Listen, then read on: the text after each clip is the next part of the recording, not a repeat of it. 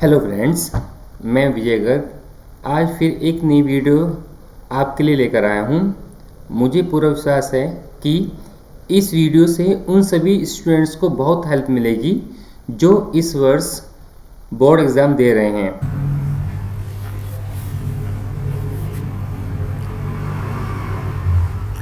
दोस्तों, वीडियो को शुरू करने से पहले आप सबसे रिक्वेस्ट करता हूँ, यदि आपको मेरी वीडियो से काफ़ी फ़ायदा मिल रहा है तो मेरी वीडियो को लाइक करें और मेरे चैनल को सब्सक्राइब करना न भूलें और साथ में नोटिफिकेशन के बेल आइकन को दबाना न भूलें, जिससे आप लोगों को मेरी नई नई वीडियो आप लोगों को मिलती रहे और आप लोगों को फ़ायदा होता रहे। दोस्तों, एक बात और, बोर्ड एग्ज़ाम से रिलेटेड आप मेरे सारी वीडियो मेरी ब्लॉगर साइट पर भी देख सकते हैं, जिसका एड्रेस आपके सामने स्क्रीन पर ऊपर दिखाई दे रहा है। और दोस्तों, इस ब्लॉगर साइट का एड्रेस मैं अपनी डिस्क्रिप्शन बॉक्स में भी डाल दूंगा। आप उस पर क्लिक कर कर मेरे ब्लॉगर साइट पर जाकर मेरी सारी वीडियो, पुरानी सारी वीडियो, बोर्ड एग्जाम से संबंधित सारी वीडियो देख सकते हैं। दोस्तों, ये सब वीडियो बनाने का मेरा सिर्फ एक ही उद्देश्य है। दोस्तों, आपको पता है आजकल की स्थिति कैसे चल रही है।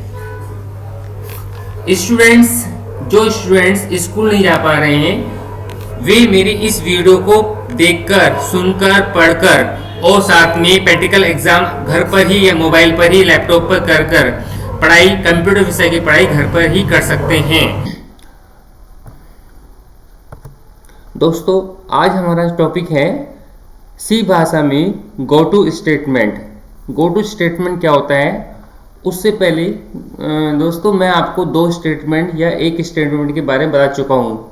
दोस्तों, मैं आपको शायद इफ़ स्टेटमेंट के बारे में पहले बता चुका हूँ और स्विच स्टेटमेंट के बारे में मेरी आगे आने वाली वीडियो के बारे में मैं बताऊँगा कि स्विच स्टेटमेंट क्या होता है। गो टू स्टेटमेंट में एग्ज़ाम में मोस्टली ज़्यादातर टिप्पणी या लघु उत्तरीय प्रश्न आते हैं, शॉर्ट नोट क्वेश्चन आते हैं, 3 या 4 नंबर का क्वेश्चन जरूर आता है। किसके ऊपर? गो टू स्टेटमेंट के ऊपर। गो टू स्टेटमेंट होता क्या है? गो टू स्टेटमेंट के सामने आपको सिंटेक्स दिखाई दे रहा है। इस सिंटेक्स में क्या होता है दोस्तों? इस सिंटेक्स में हम क्या करते हैं, एक गो टू का स्टेटमेंट लिखते हैं और उसका एक लेबल बनाते हैं।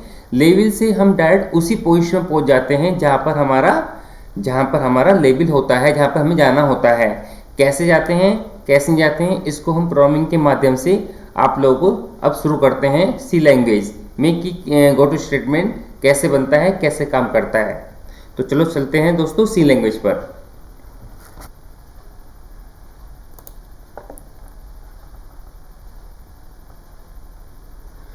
तो दोस्तों, शुरू करते हैं सी लैंग्वेज।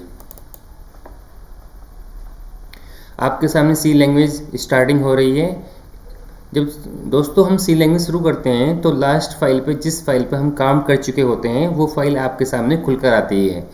जो सामने फाइल दिखाई दे रही है दोस्तों आपको, इस फाइल को बंद करने के लिए, यानी सामने सी लैंग्वेज में फाइल खुली होती है, उस फाइल को बंद करने के लिए आप Alt F3 से फाइल को बंद कर सकते हैं। Alt F3 से देखो दोस्तों, Alt F3 प्रेस करते ही फाइल बंद हो गई है। अब आपको यहाँ पर एक नई फाइल ओपन करनी है Ctrl F से। आप Ctrl F से न्यू फाइल खोलने के बाद आपकी फाइल खुल जाएगी। इसको फुल स्क्रीन कर दीजिए। फुल स्क्रीन करने के लिए मैंने बताई थी पहले कि आपको F5 से हम फुल स्क्रीन कर देते हैं। यहाँ पर सबसे पहले क्या करते हैं हम सबसे पहले 2 हेडर फाइल लिखते हैं। हम 2 हेडर फाइल कौन सी होती है हमारी, बताइए?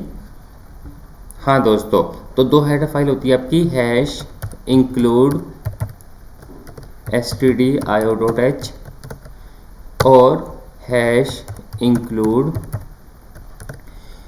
conio.h। 2 हेडर फाइल लिखने के बाद हम सबसे पहले फाइल को सेव कर देते हैं। फाइल को सेव करने का क्या तरीका है? फाइल को सेव देखो दोस्तों, नीचे भी दिखाई दे रहा है। F2 से हम फाइल को सेव कर देते हैं, ये दिखाई दे रहा है। F2 प्रेस कर दीजिए। F2 प्रेस करने के बाद ये पूछेगा कि फ़ाइल को किस नाम से सेव करनी है। मैंने आपसे पहले भी कहा है दोस्तों कि फ़ाइल का प्राइमरी नाम तो आप लोग कुछ भी दे सकते हैं। जैसे मान लीजिए हमने दिया है F7 डॉट, लेकिन सेकंड नेम .c जरूर देना पड़ेगा। .c नहीं देंगे तो C की फाइल नहीं बन पाएगी। और फाइल को a7.c देने के बाद ओके कर देते हैं। अब हम क्या करते हैं, वर्ड मेन शुरू करते हैं। आपको पता है सी में जितने प्रोग्राम बनते हैं वो वर्ड मेन से शुरू होते हैं। वर्ड मेन की बॉडी शुरू हो गई है। यहाँ पर दोस्तों हम क्या करते हैं, हम एक वेरिएबल डिक्लेयर कर देते हैं इंटीजर टाइप का, क्योंकि हमें दोस्तों हमें एक वेरिएबल में इनपुट लेना है नंबर, तो हम इंटीजर टाइप का एक वेरिएबल लेते हैं नम। हमने नम इनपुट ले लिया। यहाँ पर हम CLR कर देते हैं। CLR पिछली स्क्रीन को क्लियर करने के लिए, क्लियर द स्क्रीन। अब यहाँ पर हम क्या करते हैं, यहाँ पर हम printf से इस नम में जो वेरिएबल हमने डिक्लेयर किया है इसमें हम इनपुट ले लेते हैं। हमने कहा एंटर एनी नंबर। इसमें नंबर में इनपुट नम वेरिएबल में इनपुट लेने के लिए हम स्कैनर फंक्शन का इस्तेमाल करते हैं %d से। %d से दोस्तों पता है %d है फॉर्मेट स्ट्रिंग है, जिसमें हम इनपुट लेने के लिए %d का इस्तेमाल करते हैं। %d और वेरिएबल का नाम क्या है, वेरिएबल का नाम है नम। इस प्रकार से हम नम में इनपुट ले लेते हैं। यहाँ पर हम कंडीशन लगाते हैं। क्या कंडीशन ये लगाते हैं, चलो क्वेश्चन सुन लीजिए। क्वेश्चन क्या है, क्वेश्चन ये है कि आपको एक क्वेश्चन क्या है, क्वेश्चन मैं आपको दोबारा रिपीट कर देता हूँ दोस्तों। क्वेश्चन है क्या, क्वेश्चन के बारे में कि क्वेश्चन है क्या। चलो एक काम करते हैं, क्वेश्चन के लिए दोबारा से हम लोग अपनी प्रेजेंटेशन पे जाते हैं। क्वेश्चन है क्या, देखते हैं क्वेश्चन क्या है। एक मिनट रुकिए।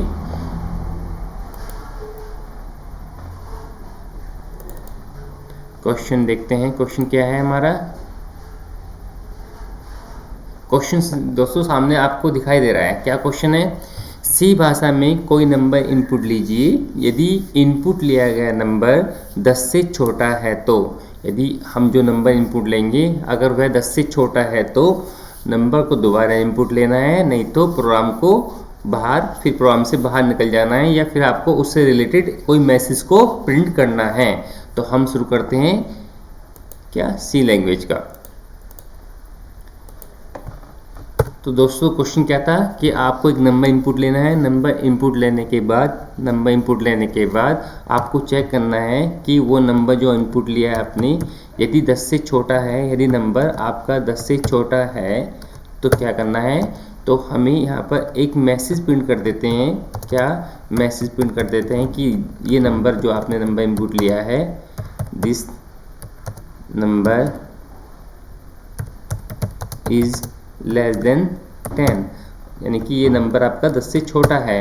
और आप गो टू यहाँ लगा दीजिए। गो टू कहाँ लगाना, यहाँ पर। गो टू लगाकर एक लेबल बना दीजिए। लेबल का नाम दोस्तों कुछ मतलब कि जैसे वेरिएबल का नाम हम लोग एक तरीके से वेरिएबल का नाम देते हैं, इसी प्रकार से गो टू का भी एक नाम दीजिए, मीनिंगफुल नाम। हमने दे दिया नाम, मान लीजिए LA दे दिया दोस्तों। LA देने के बाद हम क्या करते हैं, इसकी बॉडी को बंद कर देते हैं, इफ़ को।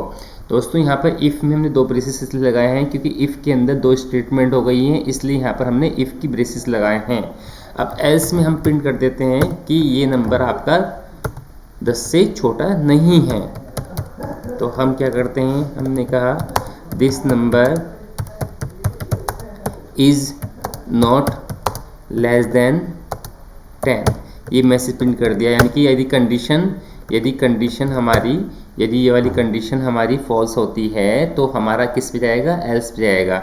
अब हम क्या करते हैं, इस प्रोग्राम को यहाँ पर गेट cs से प्रोग्राम को रोकने के लिए लगा देते हैं और मेन का ब्रेसेस बंद कर देते हैं। अब हमने यहाँ पर क्या लगाया दोस्तों, हमने मान लीजिए यहाँ पर हमने इनपुट लिया 5। यदि 5 10 से छोटा है तो इफ़ के अंदर जाएगा, यदि 5 10 से छोटा नहीं है तो कहाँ पर जाएगा, एल्स पे जाएगा। एल्स पे जाने के बाद क्या प्रिंट हो जाएगा, ये प्रिंट हो जाएगा this number is not less than 10। अब इस प्रोग्राम को हम सेव करते हैं। सेव करने के बाद हम प्रोग्राम को सेव करने के बाद कंपाइल करते हैं।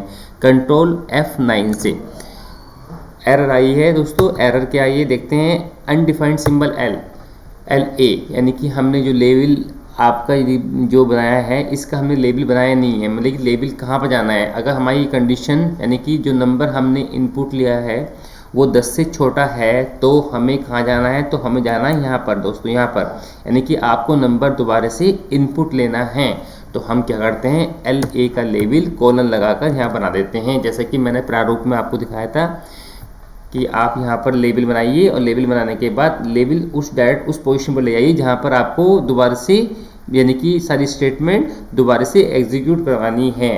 तो आप इसको करवा दीजिए और सेव कर दीजिए। सेव करने के बाद दोस्तों हम क्या करते हैं, इसको फाइल को दोबारा से कंट्रोल F9 से कंपाइल करते हैं। हमारा प्रोग्राम चल चुका है। अब हम क्या करते हैं, हम 10 से छोटा कोई नंबर इनपुट लेते हैं। 10 से छोटा नंबर इनपुट लिया, मान लीजिए हमने 8। देखो दोस्तों, ये मैसेज लिखा आ गया, जो मैसेज हमने वहाँ पर दिया था वो लिखा है कि this number is less than 10 और प्लीज़ एंटर एनी नंबर, यानी कि दोबारा से नंबर इनपुट लेना है। ये कंडीशन बार बार चलती रही जब तक कि आप 10 से छोटा नंबर इनपुट लेते रहेंगे। हर बार आपसे यही पूछता रहेगा, हर बार जब भी आप 10 से छोटा नंबर इनपुट लेंगे।